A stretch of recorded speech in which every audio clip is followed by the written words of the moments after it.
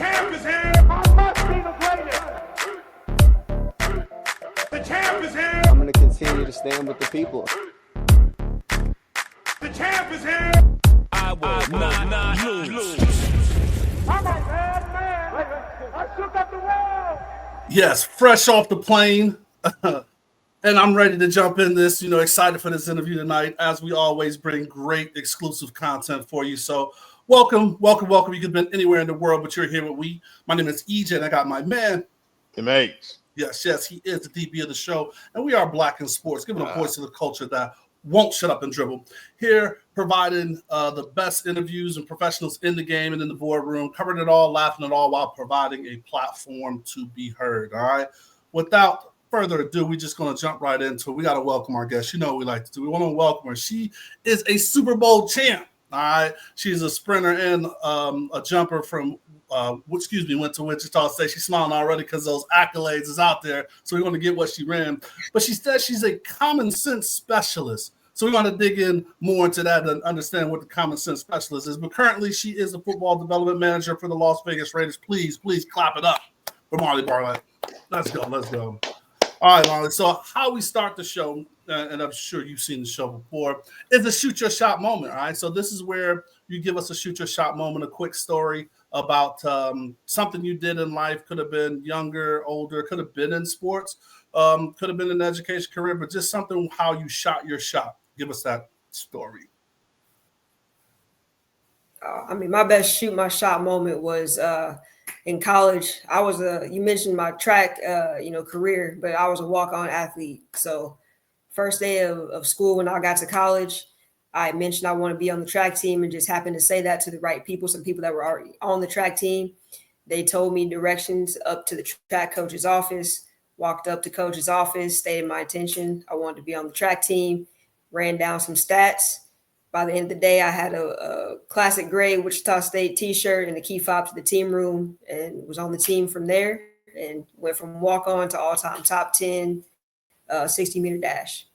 There it is. That's a shoot your shot. That's a shoot. That came on. Hey, right now, for the season right now, you leading to shoot your shots coming in. I love it. 100%. And I think we'll get more into that. I would love for you to expand on that. But Marli, where'd your love for sports start? It started as a kid. The first thing that my mom put me in was soccer when I was like 4, and that was what stuck. She tried to put me in other things, dance, gymnastics, other kind of stuff, but sports, like, team sports is what stuck. So we went from soccer to basketball to flag football to baseball to volleyball, did them all, coming up, but it started super young. That was just a natural activity for me. Let's go. And I can't hold my professionalism anymore. So, you know what? The old saints used to say something in the church. You know what the old saints used to sing a song, say he's an on-time God? Yes, he is. I said he's an on-time God. Yes, he is. He may not come when you want him, but he'll be there right on time. Let's go. He's an on. So, a sport that you mentioned was basketball, and we happen to be taping on a night. Marli, you can tell who the team that you like. I can't hold it any longer. Yeah, that was definitely the question. Yeah. So that came out in the live. Didn't it come out in the live show? Yeah. Who's your squad? I just want to got some audience green in them, don't it, a little bit, right? Yeah. Oh, look, I stand 10 toes down. Boston Celtics. I still say Celtics and everybody else. I'm 10 toes down about it. Okay. I missed today's function, but from what I hear, it was ugly. But it's all good. We going to New York. No. Positive affirmations. I really love that. I just Shots fired. On the day that we're recording this, the Knicks are currently up 2-0. I guess we got to really see what happens in the rest of the series. But, this interview could not have happened on a better day. Now, I was so excited to talk to you, not only just because of your outstanding professional career, but, as a Celtics fan, I just had to, make sure you heard about you knew the series point at this point. So that's all. My apologies. And My so for apologies. those of you that are new to the show, MH is a Knicks fan. So he definitely wants to kind of put that out there. You know, if you've been following us for a while, he actually has a guarantee out Guarantee. there by the time Championship. You said, Mylan's yeah. in, what did you say, first grade or fifth, third, whatever, that we would see a championship. So we got to go back and pull the tape. She only about to go into kindergarten right now. So we right on schedule. My time, I'll put some PTO in for the summertime, so we should be doing something in June. So we'll get back to the Knicks. So getting back on topic really quick. So, Mar, you grew up in Kansas, right? Is that where you grew up, Kansas? Missouri, Kansas City, Missouri. I know, I was teasing you. We Missouri saw it on your side, social Missouri media. side. Yes. Hey, KC Mo. No, I got family in the KC Mo area, so I definitely know that's definitely a thing. What was the sports like growing up? Like, give me the sports atmosphere, because, like, you know, we have a lot of people that come on, and, you know, from Florida, from Texas, Ohio, Pennsylvania, and, you know, even California, right, has a dynamic. But what was it like, the sports atmosphere coming up in the KC area? KC Mo. I mean, it was like, you mean like professional sports or like the kind of youth sports? Oh, no. Just the kind of youth sports coming up, you know, people coming out of your area, your high school, tough high schools and things like that. What was it like, you know, just competing in that area? Because you completed a couple of sports. Right. I mean, it was tough. There's not a whole lot of athletes that come out of Kansas City, but there are a few, especially the women's sports at that time. There wasn't a whole lot coming out, you know, going pro. One of my JV basketball coach, she was maybe the one from my high school. She went to Nebraska. She went and played in the WNBA for a little bit, went and played overseas for a little bit. So that's the one that I had the most, you know, interaction with, got to pick her brain, learn from the most. But that was really my only like interaction with pro athlete in my field. Got you. And so how did you know track, right? Like, you were involved in a couple other sports, which is awesome, because, you know, it seems like today's kids are really getting more specialized. So I'm glad, and I definitely hope kids, you know, understand that each thing you play builds something else in you till you want to kind of focus on what your main thing is. But when did you kind of narrow in and just say, yo, track, this is my thing? It was my junior year. Basketball had started to get a little rough. Y'all can't see, but I'm on the shorter side. So basketball had a shelf life. My junior year, I had a track coach that really invested in me, and he made me see that, you know, I could really take track somewhere. So my junior year, I made it to, I think, the round before state championships. And when I missed state championships, I was heartbroken because I knew I could have made it. And so that summer, it was all in on track. It was 2-a-days. It was weights in the morning, hit the track in the afternoon. When we got to school year, it was, you know, weights in the morning, hit basketball practice, or weights and then track practice. And so I really committed that junior year into senior year. And, you know, that senior year, made it to state championships, 2 events, all state 100-meter dash.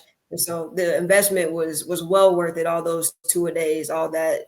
And that coach investing in me and, you know, making me see I actually can do this. I'm capable. I got the skill set to do so. That's big, man. I mean, coaches, right? Like, it takes that, and for people to pour into you like that, man, it is that spark that we need to ignite and take us to the next level. That's awesome. Yeah, was it always sprinting, 100 and jumping, or was there other you know, races that you got into? I'm sorry, it cut out a little bit. Was it always the 100 and your jumps, or is it there's some other events that you got into track wise? Oh no, it was always 100 long jump, 60 long jump. I can't hold that speed for much longer than that. So I knew my limits and to stick with the shortest races that I could that I could just get out and be done. And then so when you got, go ahead, man. Go ahead, EJ. So when you, those two oh, absolutely. And then when you get tapped to run out 4x4, how you feel about that? And what leg did you run?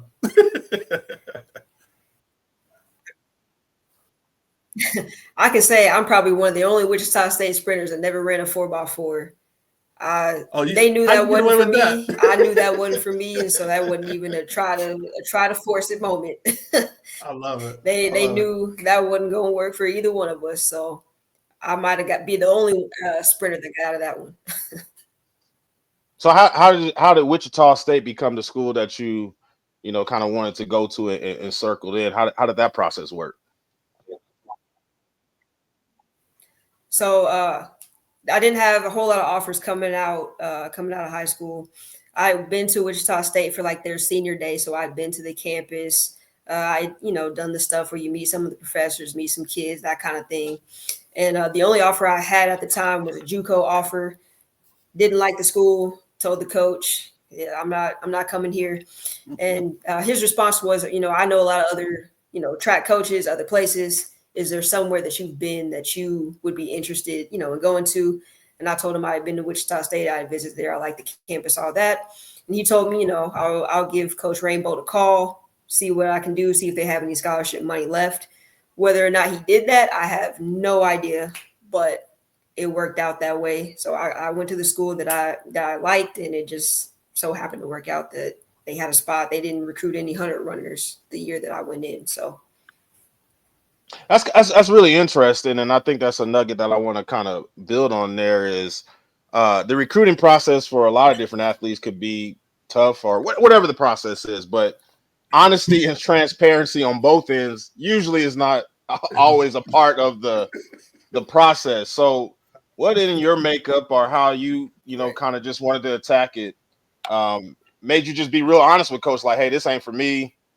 I need to be doing something else. What about how did you come to that conclusion fairly quickly? Just when we went to visit the campus, it was in the middle of nowhere, Kansas. So there was absolutely nothing like around the school. We're just kind of walking through the campus. It didn't look too different than like my high school. The facilities weren't great. They didn't have a track on campus. We would have had to transport ourselves to a high school track, down the street, whatever. And so it just wasn't the experience that I was, looking for in college. And I wasn't really a fan of the coach. He was a little different. And I just knew I wasn't going to, even for 2 years, I wasn't going to work for me. And so, yeah, I just had to tell him in the most respectful way possible, but it wasn't for me. And that's tough, right? Like, you're talking about being a teenager, to tell a person of authority or, a coach that, like, thank you for the offer, but no thanks. And actually having the vision and the foresight to say, this is not the experience that I'm looking for, because a lot of times we feel that we just have to take what's put in front of us. And, we end up being in a situation that we already had that gut feeling like that wasn't for us, and we don't move. So kudos to you for, like, shooting your shot, right? And, going after what you want. And I think that's what, drives many people in their career. And people don't see that even that is a part of why a lot of us love sports, because it builds, so many different things like that. So kudos to you. Going into the kind of educational part, and then we'll move on unless MH has anything else. But just you chose sports management and then a psych minor. Why those two fields? I didn't know sport management was a major when I got to college. When I did that initial, pick your classes, someone said, "Oh, you can, try this sport management." And when I got to the class, I found that you can major in sports. Oh, easy. So that's what I'm going to do. I didn't really know what career paths came from it. I didn't know, different departments in sports organizations. It was just, I can major in sports. Fantastic. And then for the psychology minor, I took a psychology class. I liked it. I just kept taking psychology classes. And that last semester, the advisor was like, "Well, you're only two, classes away from a minor. Do you want to go for it?" Like, well, at this point, I might as well. It'll look nice. So that's how the psych minor got there. No, that's dope. And, like, there's that. Those are really good mixes, right? Like, you kind of, like you said, you liked it and you fell into it. And I think that's what we, MH and I, love about this show, is bringing so many different roles on, because I was the same. I don't know about you, MH, but like I didn't know that I could be a professional person working in sports if I didn't make it to the league. So kind of having this show and bringing bright talents like yourself and the host of other interviews we get a chance to do just makes so much sense. MH, I was going to jump into the game. Did you have anything else before I left that while we were still in college? Yeah, just only really briefly. You know, you talked about in your shoot your shot moment walking in as a walk on to, you know, all-time leader at Wichita State. Just, you know, for our listeners and for our young listeners that are embarking on this journey, or for people that's working through adversity, I think there's a story to be told there that you went there. So just, you know, kind of brief over your career and what are some adversities that you had to overcome to be a walk-on to, you know, a record holder at the school. Talk about a little getting over some adversity points. I mean, that first track practice was humbling. When you come in as a walk-on, you know, you're not in shape as everybody else. Everyone else has had these workouts all summer that they've been doing to be prepared for that moment. I didn't have that. That first workout, it makes you question, do I really want this or not? I was seeing stars during the warm-ups. And so it was deciding, do I want to come back? Is this what I really want? Do I want to keep doing this? And I did. I didn't get that far. I didn't walk up to that coach's office to say I want to be on the team to be there for a day. And so it was, you know, really locking in. And my thought process, the way I approached, especially my whole freshman year, was, you know, I'm a step behind everybody. Everybody else, one was recruited to be here. So someone asked them to be here. I asked to be here. So I approached it, you know, with that mindset of I'm a step behind. I gotta, while they might go out and drink, I can't do that. I gotta stay on my P's and Q's. I can't have anything, you know, short sight me to get to the goal, to get to where, you know, to where these guys already are. I love it. And then now being a record holder, right? How you know, what's the mindset now? I mean, not necessarily now, but you know, as a senior, what was the mindset then? I told y'all fools. No.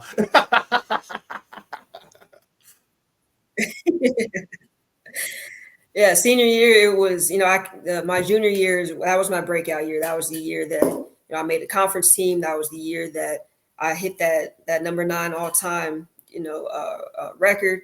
And so going into senior year was, you know, this is my last time to shine. This is the last time, you know, to get out here and compete. So it was, you know, really dig in and know, you know, this is my last time doing a lot of this stuff.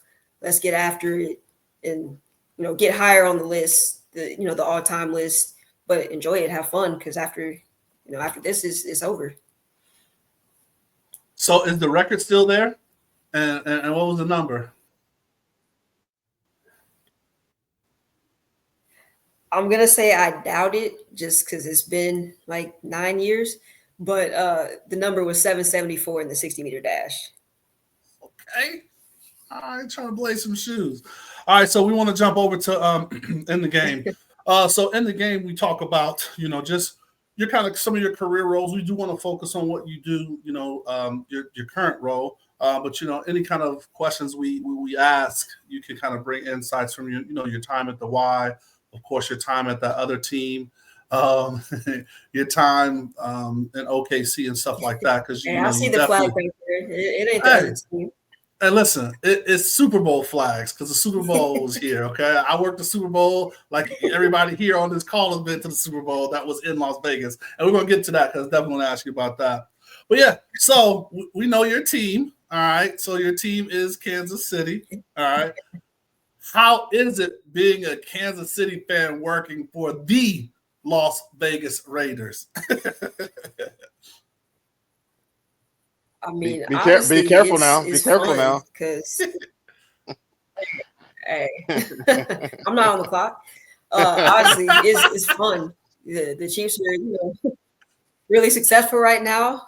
I get to come in a lot of Monday mornings in a great mood, and you know, all the people in the building here are not always in the best of moods, and so it is a bit, you know, entertaining for me to hear all the and again, so I enjoy it. So you're saying you have a little extra motivation that helps, that you use a outside source to fuel some positive momentum as you prepare to do your day-to-day at the Raiders. That's a good outlook. You know what? I like the way you spent that. Yeah. Come in Monday with a smile. There it is. So kind of tell us what some of the day-to-day, as what you, I don't want to say day-to-day, but just tell us a little bit more about, because like building on, you going to college saying you want to work at sports to what you're doing right now. Many people don't understand or don't know what, being the football development means. So kind of give us just some highlights of what that role means, or what you do in that role, the overall goal, I guess. So football development is developing, flag football careers from the first time you touch a football till, you graduate college and you start officiating or you start working, back in the NFL, work, coaching, anything like that. And my main focus is the girls. So the high school girls program is the one that I, really get to put my hands on. So high school girls flag football is a sanctioned sport here. It's been sanctioned for around 10 years or so. And now that it's a college sport, the goal is, the girls play in high school and to get them scholarships so they can keep their careers going, keep their education going. And then maybe one day they'll come back and they'll work for the Raiders, or they'll work for the Chiefs, or they'll work for, some other team. They continue their careers, whether they take the cleats off or not, they'll be able to still, play be involved in football. That's big. Yeah, I know a part of the journey or a part of the job is kind of seeing kids, like you said, where they're at, and putting a little piece of like inspiration into them. So, as an athlete growing up into working with young athletes and aspiring athletes, does that give you extra, I'll use EJ's term, fuel towards your job? For sure. There's opportunities that these kids have that I didn't have, and being able to open that door to educate them to what is in front of them, what the opportunities that they have is huge. When I was, an athlete walking on, I didn't have a whole lot of knowledge. That my parents weren't athletes. They didn't really know how the college landscape works. They didn't really know how like the youth, sports landscape worked. That was a lot of me figuring it out, on my own. And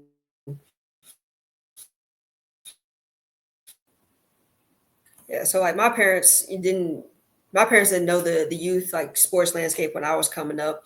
And so, being able to be a resource to the kids now that are, trying to go on a similar path as I am, I love being able to have that platform to be a resource. That's awesome. So, I want to focus on, of course, the one major, but you're pulling from other things, right? Like being the director at with the Y, right? Because we know they focus on a lot of, giving kids an additional place to do activities and spirit and stuff outside of the school, whether they cannot make their teams, at school or something, but that still lets them be active and be involved. And then, what you did with OKC and stuff like that, but mainly also kind of taking all of those experiences, Kansas City as well. What is kind of like the opportunities that you see for Las Vegas in this development and growth, right? Because although we are a sports town, it was UNLV, and then it kind of built to, the other sports that came in VGK. What is the opportunity that you see in your role to kind of build this sports development and football environment? I would definitely say, as schools, for the girls particularly, as they're adding, flag football to the colleges. So Nevada State will be the first one in Nevada that'll have women's flag football. And so that's girls that can stay home. They've played here their 4 years. They can stay home and play. They don't have to go, to the East Coast. They don't have to go to the Midwest. There's a few schools out in California starting to have college flag football. It's going from NAIA to there's some D1s and even some D2s, that are playing. So, it's huge to be able to be a resource to give those girls. Like in a few weeks, we'll have 8 college coaches in Vegas, to give opportunities to all those young ladies that come through. That's big. Oh, wow. That's awesome. And the fact that it's becoming, like you said, that college sport, so it's building, right? Because the biggest thing is, even in this, right, seeing that there's a trajectory or something that they can follow, like what is next level for me to go? and for you guys to be a part of that to help build that. Marli, that's awesome.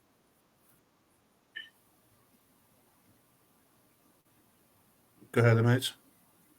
Yeah, and what's really cool about your story, Marley, is what you kind of mentioned, and we'll get into more. But you're kind of the product that you're helping grow the youth too, where they can use sports to get into a professional career. So, I guess with the Raiders, and what you do your day to day, what are some programs that you run, that you operate, as you can tell our listeners, or that you feel really passionate about?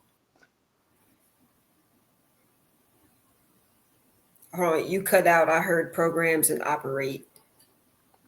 What are some programs that you operate that you're passionate about and that some kids and youth can get involved here locally?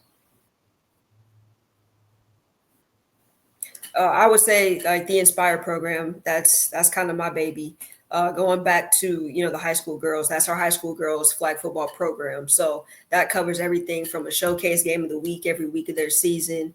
That goes from our Tom Flores Coach of the Year or Coach of the Weekend, Coach of the Year program that we celebrate our coaches as well as our players. That goes to state championships that we got to host at Allegiant Stadium for the first time this year. And then that goes to our Inspire All-Star Weekend, which is coming up. We'll have, like I mentioned, 8 college coaches here that will get to evaluate, 250 of our girls, whether they're, from middle school all the way up till seniors in high school. And then those that have been selected to the All-Star game will get to play in some All-Star games, again, getting to perform in front of those coaches. And so that's the program that I really love just because it reaches so many people. We're at 10 different high schools. The girls are getting to come play in Allegiant Stadium where an NFL team plays, and then that opportunity for them to further their careers there. At our Inspire event last year, we had 3 girls get scholarship offers on the spot. And so they were, seniors that didn't know where their next step was, and their next step was literally right in front of them. And that's just amazing, right? Because, when we were building on the history and your background of all the sports you play, flag was one of them that you did, right? And to see that that's an additional opportunity, for people to excel at it, take that path, that's just amazing. And then what is it to enroll into that Inspire? Is that something that a school has to reach out to you and the Raiders and say, hey, we're looking to develop or create this, or hey, we just want to get involved? Talk to us about, and our listeners about how to get involved with that. So for our showcase games, we'll choose, our showcase games, just some games that'll be good competition, some schools that may need some help with their program, bringing more eyes to their program, that kind of thing. Coach of the week is, we select a coach each week that we feel like, embodies, Tom Flores' message that, led his team to, or her team, to a great week of games. And as far as the All-Star Weekend, it's open to girls 8th grade all the way up through senior in high school. So anyone can sign up. The link is up on Raiders Impact for any young ladies that would like to sign up, between that age bracket. And then for the All-Star games, those coaches, selected the players that will participate in the All-Star game. So we didn't, have too much hand in that. But for anybody that 8th grade to senior high school that wants to come out May 30th, the link is on the Raiders Impact social handles. And we'll also put that in the show notes. So we'll make sure we put that just so, the Google algorithm can work and do its magic. But we'll put that in the show notes. So if you're interested and want to learn more about that, that'll be in our show notes as well. So we've talked about football development, and it's really cool because it's a job that EJ was saying earlier. I don't think a lot of people know even existed. So onto your path with the Thunder and the other team in Kansas City, kind of how did you get to this point? I mean, when I got to the Chiefs, I'll just call them who they are.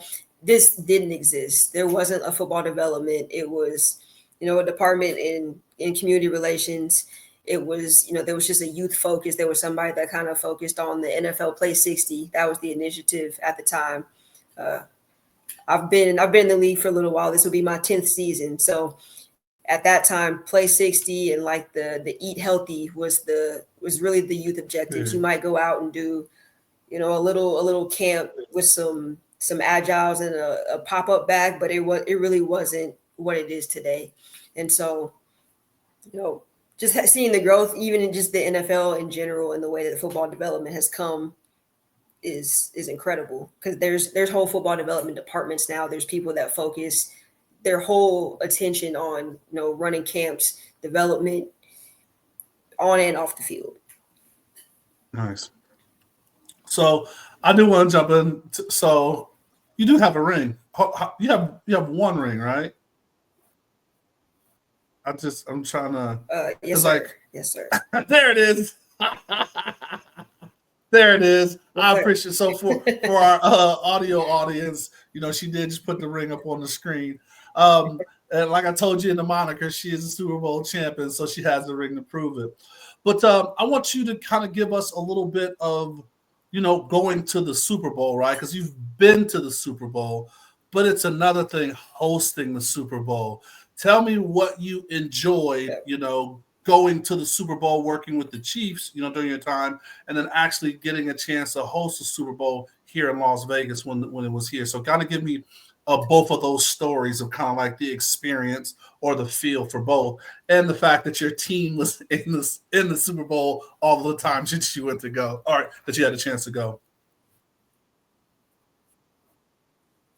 Yeah, I mean, so, you know, going as, you know, with the team is, you know, you're a fan. It's a party. It's, you know, you're not really working. You're not really doing any of the events. You're not doing any of that. You're going. It's a party. It's just fun. You know, working the Super Bowl week is a whole different, you know, animal. There's events that leading up that whole week, and I gotta say, it was a different experience, but it was so much fun. Like, okay. You know, and we had kids that we got to take to experience those things. So we were taking kids to, you know, the Super Bowl experience. We took kids to NFL honors. We took kids to all kinds of different events that, you know, they got to see things that they've never seen before. There were kids that we took, you know, on one of those charter buses and pulled up to Resorts World, and they had never done anything like that before.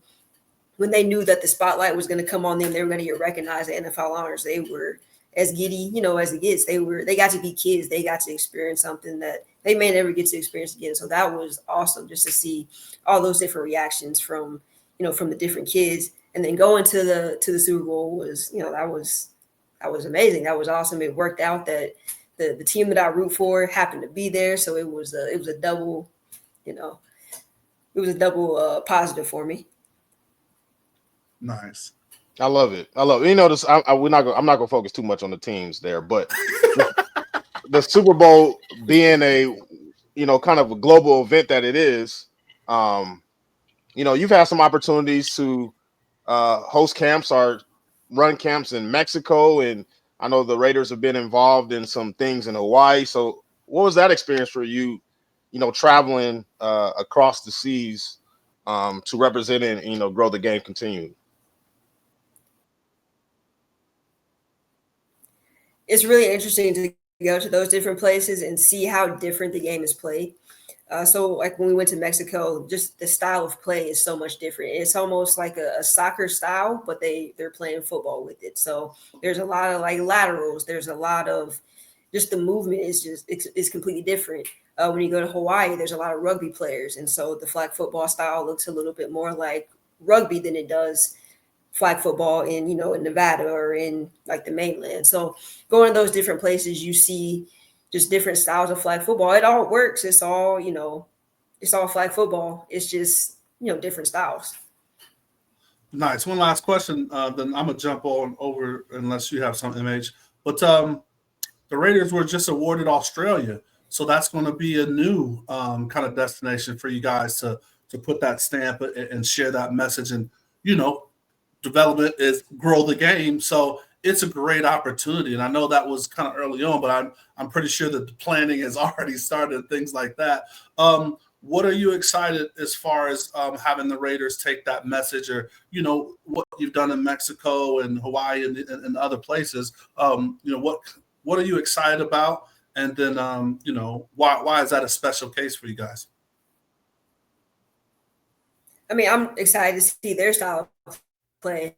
I'm sure I know there's a lot of rugby over there too, so I'm sure their style is a little more rugby style than maybe it is here. And I know they're trying to develop their team, so by the time the Olympics roll around 2028, they'll be ready. They'll have a team that they can put in the Olympics and be confident about. So just kind of seeing where they're starting from and where they'll be in the next 3 years when it comes time for the Olympics will be really cool. Fantastic. Yeah, and they have the 2032 games, I think, is in Sydney or Brisbane in Australia as well. So to continue that flag football development and growth from the Olympics here in 2028 to in 2032, I think that's really cool. Yeah. MH, if you don't have any other questions, ready for those quick hits? Yeah. So Marley, these are some just kind of quick hitting questions, so our listeners can get to know you a little better. Any nicknames you would like to share?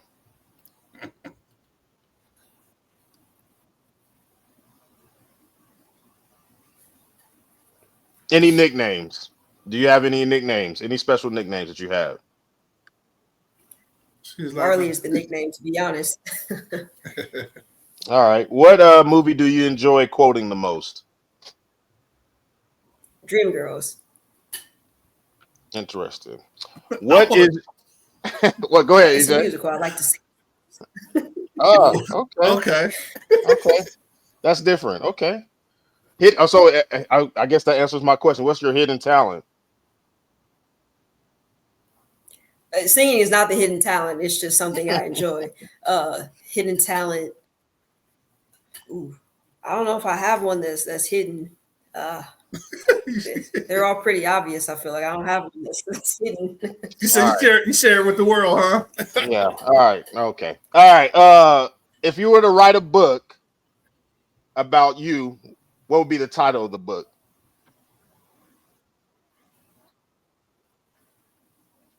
Oh man, I used to have the name of it.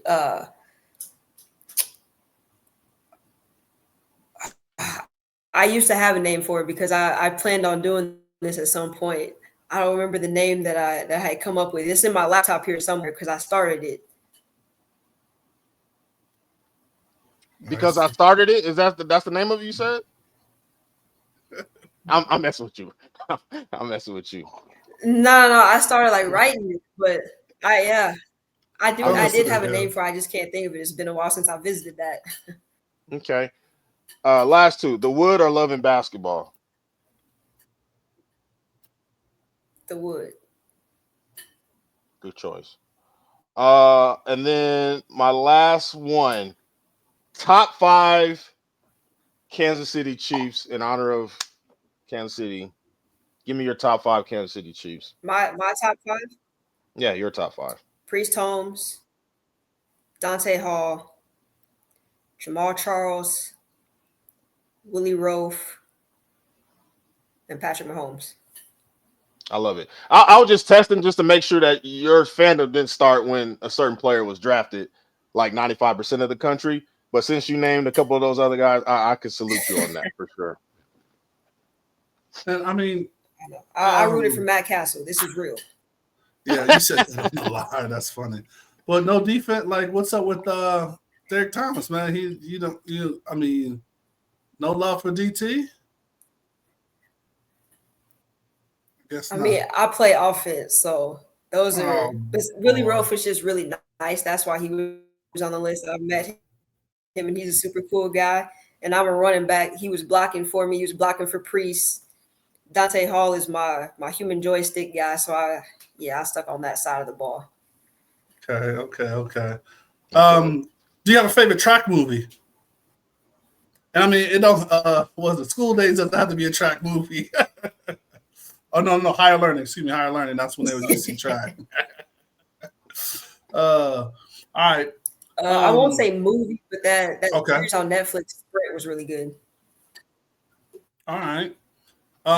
So let's jump into the winner's circle. And as far as the winner's circle, you want to talk about just the movement and the push and really highlight and celebrate women's sports. And giving you your flowers are a key component of that. So, thank you for what you're doing here in Nevada, with the Raiders. That's like amazing to hear the growth and having your hand on the pulse of that. Like that, my niece, because I think my niece came out to a Raiders event that you guys had, was kind of like a combine event for the young ladies early on, before like the flag, like it was building, but now it has a whole kind of another trajectory. So I just wanted to give you your flowers of the good work. And continue to go on. And, we're going to be continuous big supporters of that. And however we can help here at Black in Sports, know that we'll definitely do that. But, you wanted to highlight that. You want to talk about women's sports. And I know football is where you're at, but there's just an explosion of what we're seeing in the game, especially starting from the NCAA women's, what they're doing. Just really excited for that. Sad on one part, because the expansion in the W is not happening fast enough to where you're having your 17th round pick getting cut, from the teams. And that was happening more prevalent. But just what excites you about seeing the growth of the women's game right now? And just in all aspects, and we'll kind of continue to keep putting layers on top of this. No, it's awesome. I remember, being a kid, I didn't have female favorite athletes. The women's basketball players weren't on TV. They weren't really known. They weren't really accessible. There wasn't, if you didn't know who Cheryl Swoops was, like you didn't know. If you didn't know when the games were on, and the games weren't really on if you weren't in that market. So I didn't have female favorite athletes as a kid, and now you're able to do that. The female athletes are everywhere. They're on all the commercials. We're on all the, we're on TV, we're on ESPN, we're on TBS, we're commentating the games, we're doing the halftime, the pregame, all that kind of stuff for our own sports. So we see ourselves a whole lot more, than we used to. And that's just the biggest part of it is it's accessible now.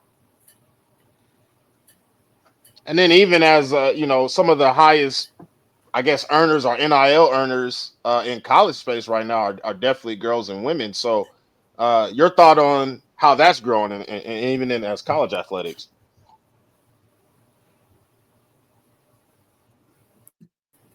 I missed the last part of what you said. The NIL growth in the college space. What's your thoughts on that as some of the highest earners in that space are women athletes?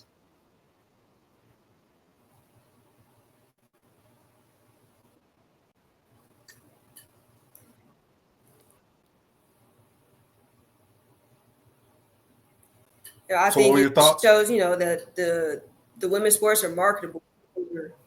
The women's sports are marketable. People are watching. People are buying the products. Like Asia Wilson's shoe just sold out crazy fast. I didn't get a chance to get a pair before they sold out. It's, I think it is awesome. Now, I wish that, the professional sports, would follow suit. So you didn't have to stay in college, 6 years. You could go pro and still, make that same kind of impact, same kind of money. But we're getting there. Steps. It's baby steps. We're a lot farther than we were 5 years ago. So we're getting there. This is definitely going to be a live show topic. I already wrote it down, MH. But that Asia Wilson commercial, man, I had got all the feels.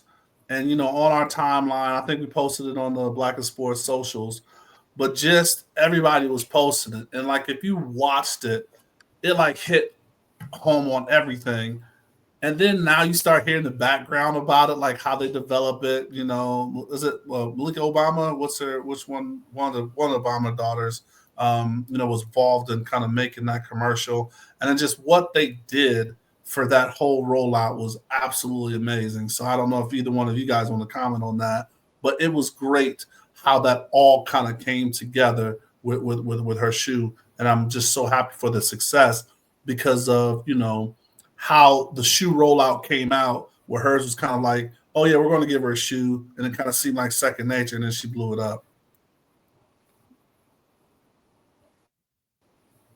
And I think, seeing support from the NBA players, there's NBA players the past couple of days that have been rocking her shoe during the NBA playoffs. And so, it's not just the men are supporting, the cause as well, the push as well. And I think that does nothing but help. Absolutely. So the 2028 games held in LA will be the inaugural, the rollout of flag football and all its pageantry. And what's so amazing is, here at Black Sports, we part of the curve, before the curve, in the curve, however you want to say it. But we've had, people along the way following this. And so we were able to have Brandon Mosley, who was a part of USA Flag. I don't know if that's still his role, but we had an opportunity of having him on. And we also had Charles as well, Coach T. And it was great to have them and just seeing the excitement.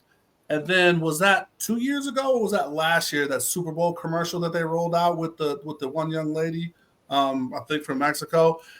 All of this excitement is kind of rolling up. What has that done for you, Marli? Like, does that just kind of give you chills and just give you that extra kind of like, swag and hypeness kind of going in there and putting together the programs you're putting together to help support these teams ultimately to kind of come show out and show up for the 2028 Olympics? Oh, for sure. And, we've hosted a couple of the talent ID camps, which are, one of the steps to, eventually make those USA national teams. And we have several girls that come through our Inspire program that are on the national team, like the junior national teams. We have one young lady who was on the USA national women's team last year. She made the women's team again this year. So, like, being able to see some of these athletes that are literally in my backyard, I see, at different events all the time is so cool to see, their growth and where they'll be by 2028. They'll be, full grown adults by then. And those are people that could very easily be on that Olympic team. Yeah, talk a little bit about, there's other aspiring athletes for those 2028 games. And I think we may be looking at one right now. So talk about your own progress towards that.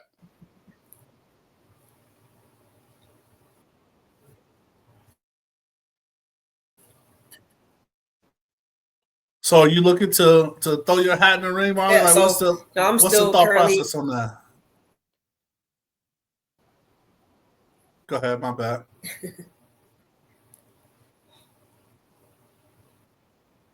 I mean, I'm still currently left practice. Just left practice before we started this interview here. This Saturday, I'll be headed out to LA for one of those talent ID camps that I mentioned. With hopes to get a tryout for the USA national team next year. So I'm still very active in the space. Still looking forward to playing. Still, my cleats are still active. I'm hoping for that one last shot, that one last hurrah of my, athletic career, trying to make that USA national team. That is dope. Go ahead, MH. High top cleats, right? That's what you said. No, we retired the high top cleats. We got the cloth tops. Oh, not the high top cleats. So still focusing on women. So you do work there at the Raiders, and there's a dynamic, amazing, game-changing person that leads the helm. So Sandra Douglas Morgan, who's there as the Raiders, man. What does it mean, or for you, like, just kind of give me some of your thoughts around having someone like that looks like you, that is not only in that role, but doing amazing things in that role, especially when you talk about women in sports. I mean, to be honest, she got the job maybe a couple of weeks before I got the offer to come here, and that was a huge reason for why I agreed to come here, why I said yes to the offer. Seeing the Raiders hire, a Black woman to be in such a position, let me know, I can get there. Seeing it right in front of me, and then being able to talk to her, often being able to pick her brain, have a relationship with her, that's nothing short of amazing for me to aspire. The way that, Miles talks about some of the younger girls look up to me. I have someone right there across the hall that I can look up to continue to be a woman in sports. Yeah, and touch on that. I mean, you're an inspiration to a lot of young ladies yourself. Obviously, Sandra is, but talk about the platform that you own right now and what that means to you. I mean, I'm certainly growing into it. I'm starting to realize it more and more. Miles does a good job of, reminding me of that. But being out when I'm out at practice, there's a lot of high school girls that are out there too. And so, them seeing me one in the position, working with the Raiders, they see me whenever they come to the facility or whenever the Raiders are at their school, whatever, they see me. And so they know, I can do something like this, later on. And then they see me out on the field too. So they know, their career doesn't have to be over when they graduate high school, when they graduate college.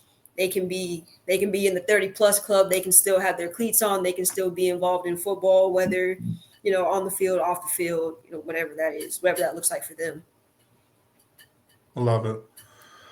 Speaking of, the after 30 club, putting on cleats and things like that, but or just more just the transition of how sports is building the business of sports, right?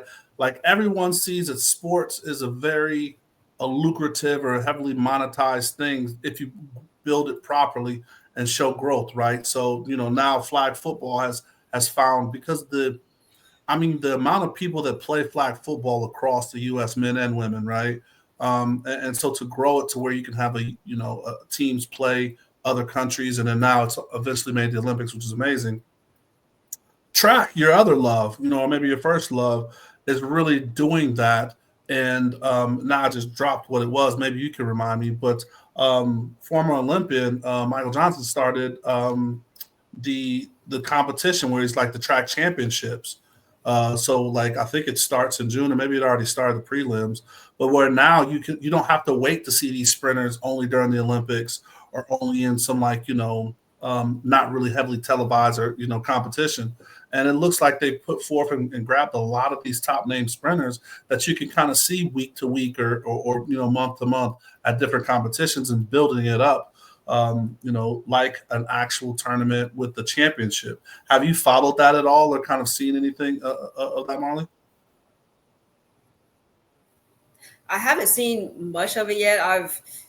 I've heard just kind of like the way you described it. I've heard about it, but I haven't gotten to view it, got to witness it yet. But again, that's an awesome thing because you see guys like Noah Lyles, who he gets on your nerves every 4 years, but this is a real guy. This is his profession. He doesn't just show up every 4 years and run his mouth. He's working in between those 4 years, to be able to have that swag, that confidence. And so being able to see it more often than, the Olympics every so often.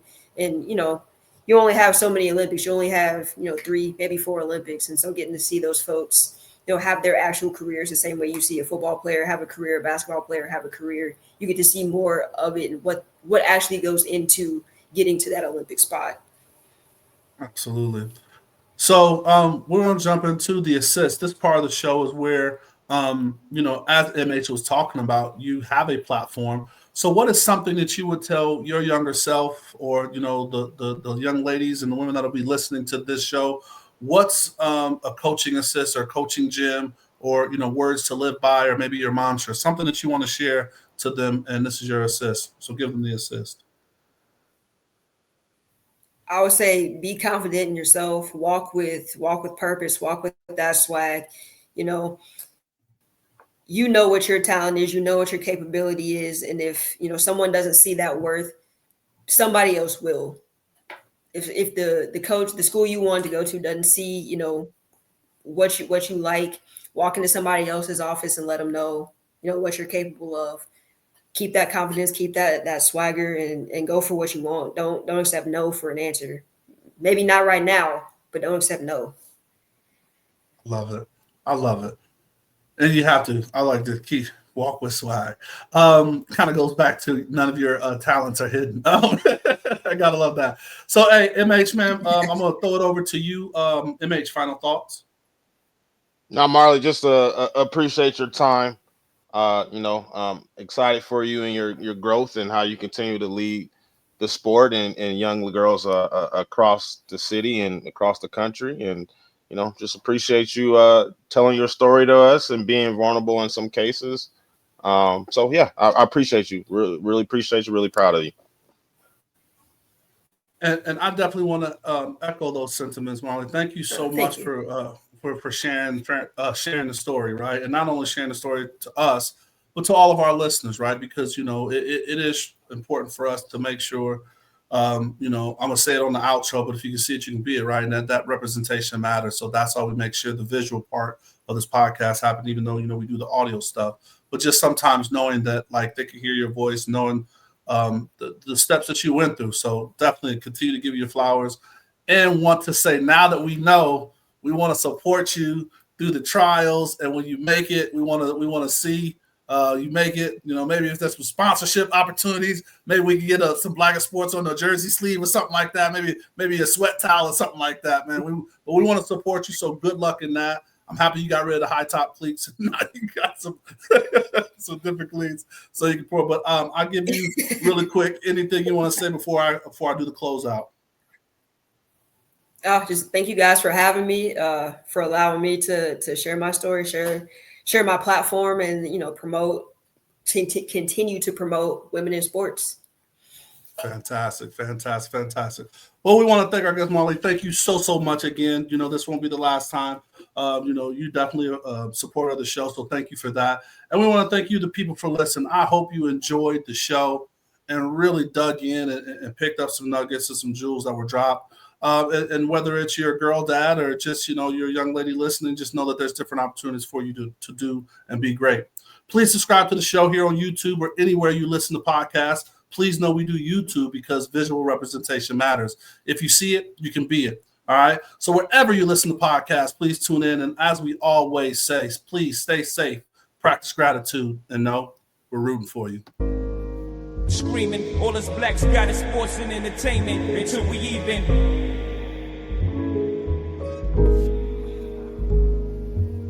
Assuming I'm rooting for everybody that's black. Yeah. Yeah. Assuming I'm rooting for everybody that's black.